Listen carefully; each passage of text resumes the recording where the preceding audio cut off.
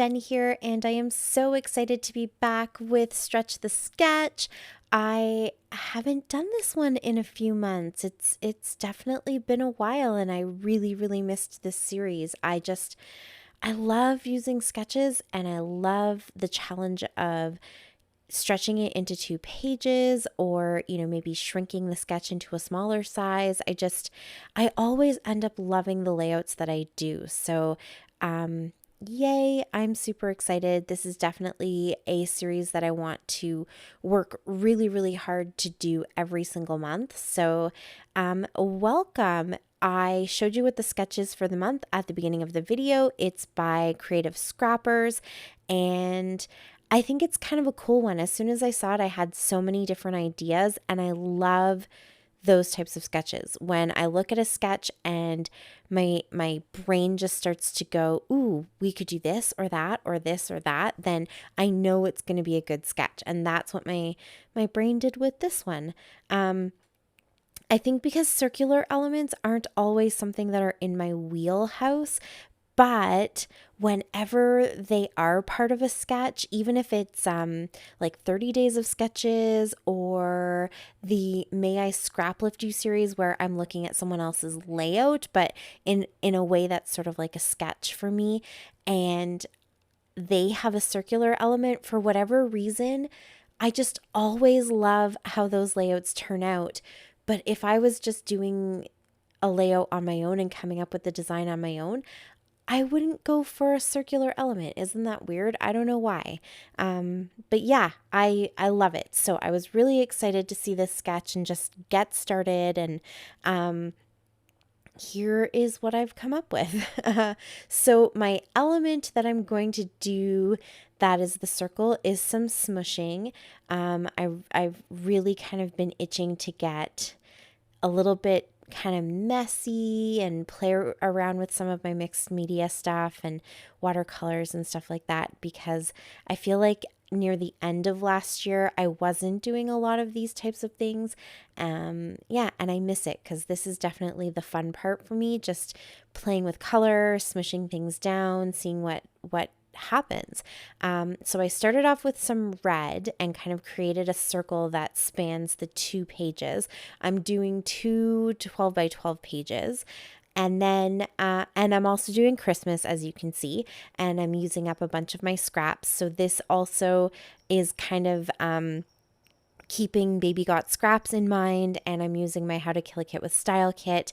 And so I wanted to make sure that any of the papers that I was using were all scraps. So I went with my Christmas stuff and started with that red, because if I'm putting down contrasting colors, so 2 colors or 3 colors that I know when I start to smush them, if they blend, they're going to turn into brown or gray or just get kind of mucky and muddy and gross, then I definitely want to make sure that I'm putting them down one at a time and letting each layer dry before I add the next one on top. So not as important if you're using neighboring colors, and when they blend, they make other really pretty colors or shades or anything like that. So, using purples and reds and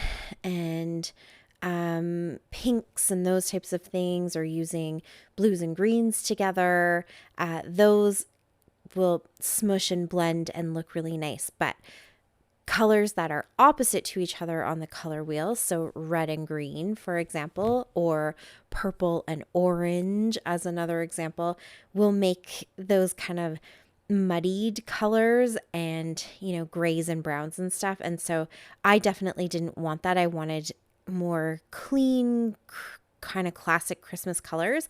So put my red down first and let it dry completely, and then added my green on top.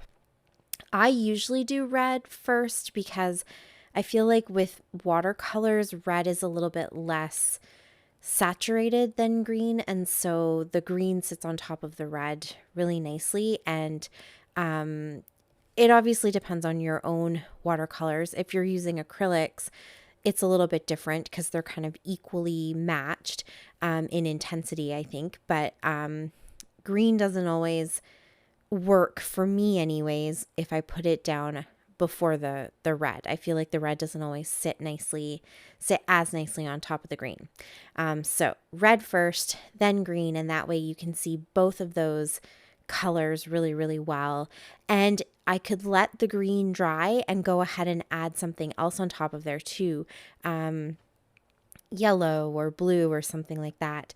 And you would still be able to see all of those colors equally. So that's the rule of thumb.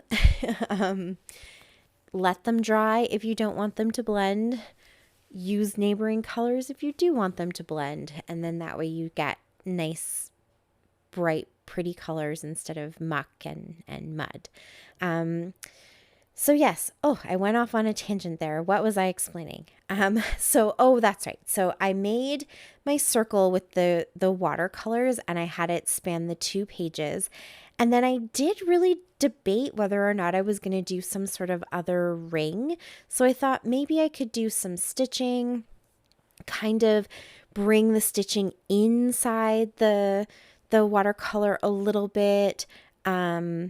But then I opted not to do that because I felt like just the size of the pictures that I'm choosing, especially on the right-hand side, that I wasn't sure that the stitching would really add that much extra to the layout, if that makes sense, because most of that circle is covered up and it's really broken up with large gaps. And so maybe on that left-hand side, you would kind of read it more as one entire circle. But I don't know. I just felt like for the effort that I was putting in for this particular layout, I didn't feel like enough of it would really stand out to read as a circle and be worth the time.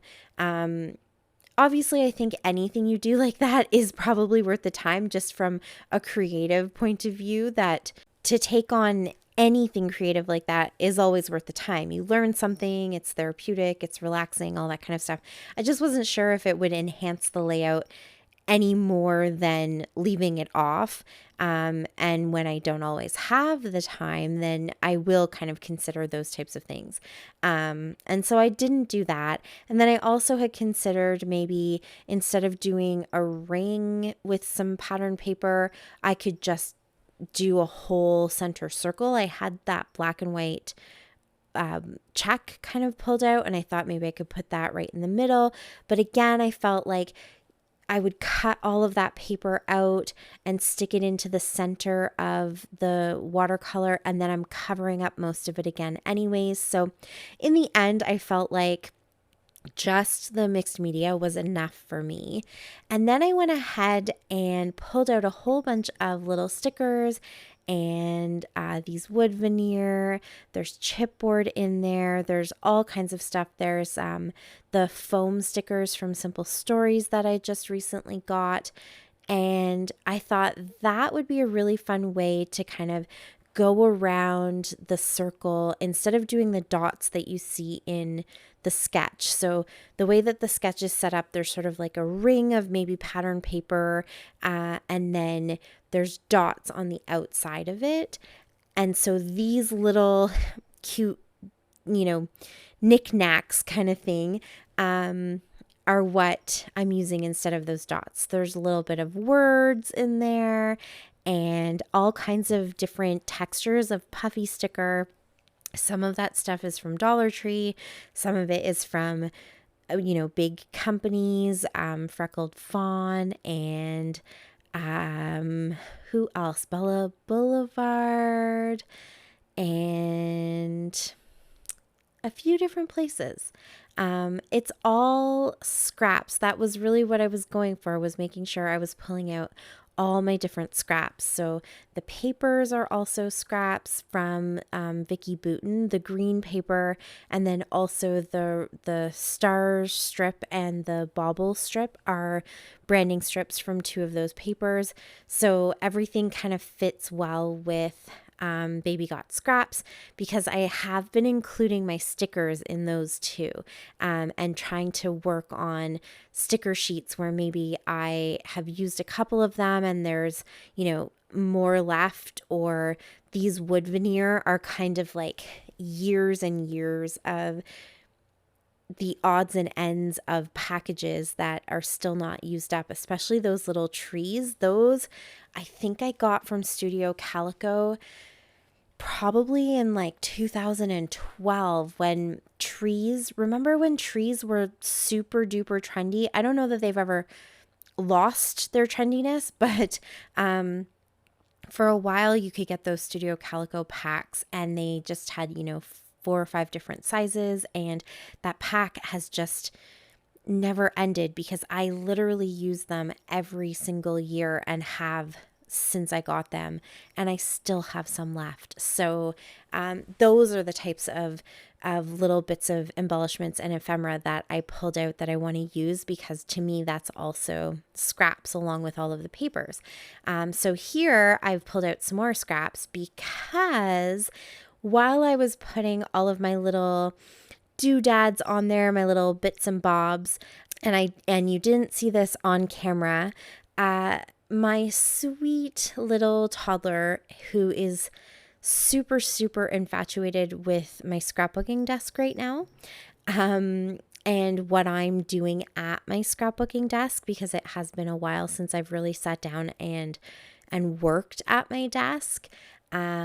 He came over and was playing with the little piece of plastic that I was using to smush down the green, and he kind of smushed it onto my layout down in the bottom right-hand corner. No, sorry, the bottom left-hand corner of the left piece of paper. So this corner right here. And that's why I ripped that. I really didn't want to have the mixed media anywhere else. I didn't want to have the watercolor showing anywhere else because I like the idea that it's only in that center, and that helps you to kind of read it as a circle a bit better. And I thought if I start splattering and putting watercolors in other places on the layout, it takes away from that. So I had to try to figure out what I could do to either cover up or just fix that little smush that he did. And that's totally okay. It happens. I've shown on camera before where I've dropped my ink pad, or I've done it myself where I've smushed watercolor where I didn't want it to go, or I've splattered where I didn't want it to go. It happens. Life happens. So I had to try to kind of think of a way to fix it. And so here's what I came up with. I had all of those scraps of paper sitting beside me because when I first started, I wasn't quite sure which patterns or which colors or whatnot that I wanted to use. So I had all of those pulled out from my How to Kill a Kit with Style kit. And I thought, I'll go ahead and rip that one little corner, and then I can bring in a little bit more pattern. And if I was going to do it to one side, I had to find a way to do it to the other side as well, and somehow bring whatever pattern paper in to the right hand side. But I didn't want to rip another corner because that other side has the 3 large photos, and I felt like it just would have started to busy things up a little bit too much, and then there's too much going on and your eye's not really focusing on any one thing. So instead of doing a corner, I just ripped that whole right hand side, and it kind of gives a little bit of a vertical line to juxtapose the horizontal strip of paper going right across the 2 pages. So I like how this turned out. I think that this was the right pattern. It has red and green in it, but it's more red than green. So that definitely brings in a color that can sit nicely with that intense green that I chose to go right across the 2 pages. I do have the red strip with the white stars, but it still feels really heavy and dense. And so that plaid paper feels a little bit lighter and a little bit more airy. And yeah, I love this. It's sort of one of those happy, what do we call it? Happy little incident. Yeah, he didn't realize that he was actually helping me out, I guess you could say, once again.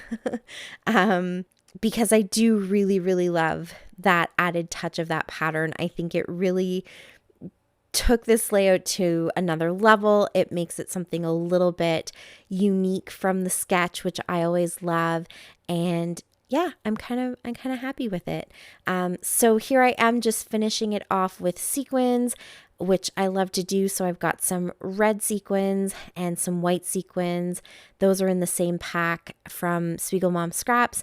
And then these green sequins that I used are Wild Whisper sequins created by KaezMum Scraps. And then I also have those itty bitty teeny tiny gold stars. So I just kind of blob the glue on and sprinkle a whole bunch of them into the blob.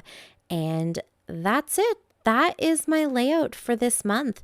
Thank you so much for watching. I really appreciate it. I had a ton of fun putting this one together and I love how it turned out. Please use all the links down below to go see how everyone else has stretched the sketch this month. And until next time, happy scrapping. Bye.